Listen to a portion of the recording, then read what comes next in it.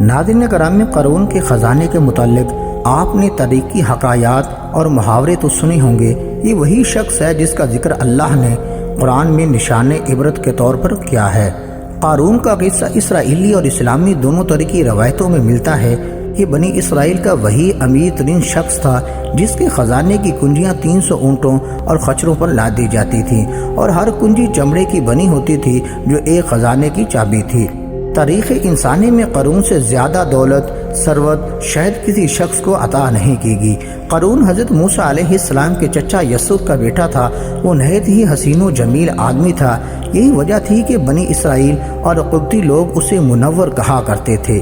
قارون جوانی میں اپنی قوم کا سب سے زیادہ با اخلاق اور نیک افراد میں شمار کیا جاتا تھا۔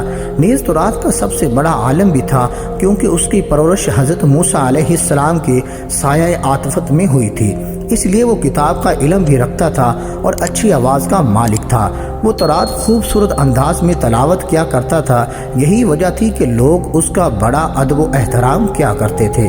ناظرین گرامی، قارون ابتدا میں حضرت موسیٰ علیہ السلام پر ایمان لے آیا، اور جب بنی اسرائیل کو قبطیوں سے نجات ملی تو وہ ان کے ساتھ مصر کو چھوڑ کر سرزمین موعود کی طرف ہجرت کر چلا گیا۔ وہاں اس کے حالات ایک دم سے بدل گئے اور اس کے ہاتھ میں بے شمار دولت آئی۔ دیکھتے ہی دیکھتے وہ اپنی قوم کا امیر ترین شخص بن گیا، جس کا ذکر اللہ نے قرآن مجید میں یوں کیا ہے: بے شک قارون موسیٰ علیہ السلام کی قوم سے تھا، پھر اس نے ایک قوم پر زیادتی کی اور ہم نے اس کو اتنے خزانے دیے جن کی کنجیاں اٹھانا ایک طاقتور جماعت پر بھاری تھی۔ ایک جگہ پر فرمایا، جب اس سے اس کی قوم نے کہا اتراؤ نہیں، بے شک اللہ اترانے والوں کو پسند نہیں کرتا، اور جو مال تمہیں اللہ نے دیا ہے اس کے ذریعے آخرت میں گھر طلب کرو اور دنیا سے اپنا حصہ نہ بھول، اور احسان کر جیسا اللہ نے تم پر احسان کیا، اور زمین میں فساد نہ کر، بے شک اللہ فسادیوں کو پسند نہیں کرتا۔ ناظرین گرامی، جب حضرت موسیٰ علیہ السلام کو زکوٰۃ کا حکم ہوا اور حضرت موسیٰ علیہ السلام نے اس سے عہد لیا تو اس نے وعدہ کیا تھا کہ اپنے مال کا 1000واں حصہ زکوٰۃ کروں گا۔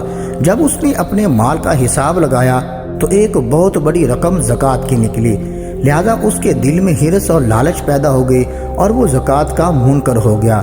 اس نے ایک گندی چال چلی۔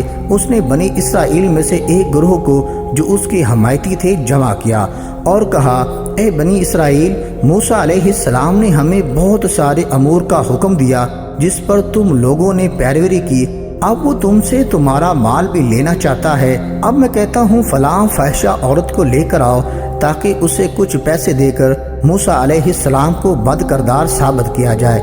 ناظرین گرامی، قارون نے اپنی قوم کو جمع کیا اور حضرت موسیٰ علیہ السلام سے پوچھا کہ زنا کی کیا سزا ہے۔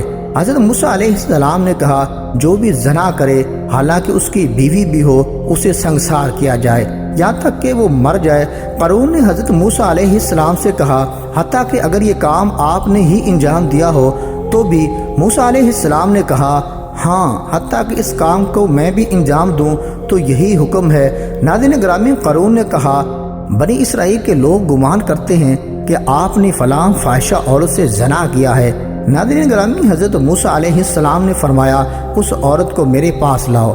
لہذا وہ عورت بلائے گی تو موسیٰ علیہ السلام نے فرمایا، اے عورت، اس اللہ کی قسم جس نے بنی اسرائیل کے لیے دریا کو پھاڑ دیا اور عافیت و سلامتی کے لیے دریا کے پار کرا کر فرعون سے نجات دی، سچ کہہ دے واقعہ کیا ہے۔ ناظرین گرامی، حضرت موسیٰ علیہ السلام کے جلال سے عورت سہم کے کانپنے لگی اور اس نے مجمع عام میں صاف صاف کہہ دیا کہ اے اللہ کے نبی، مجھ کو قارون نے کثیر دولت دے کر آپ پر بہتان لگانے پر آمادہ کیا ہے۔ اس وقت حضرت موسیٰ علیہ السلام آپ دیدہ ہو کر سجدہ شکر میں گر پڑے اور سجدے کی حالت میں آپ نے یہ دعا مانگی کہ یا اللہ، قارون پر اپنا قہر نازل فرما۔ ناظرین گرامی، وہ تمام لوگ جو قارون کے ساتھ تھے جدا ہو گئے۔ موسیٰ علیہ السلام نے اللہ کے حکم سے زمین کو حکم دیا تو زمین پھٹ پڑی اور قارون اور اس کے پیروکار زمین میں دھنس گئے، اور دیکھتے ہی دیکھتے قارون اور اس کا سامان اور اس کا مکان اور خزانہ سب اس زمین میں دھنس گیا۔ جب یہ زمین میں نیست و نابود ہو گئے تو زمین کا شگاف دوبارہ بند ہو گیا قارون کی اس دولت کے متعلق بہت ساری تاریخی حکایات نقل کی گئی ہیں اور تا قیامت قارون اور اس کا خزانہ تمام انسانیت کے لیے نشان عبرت بنا رہے گا۔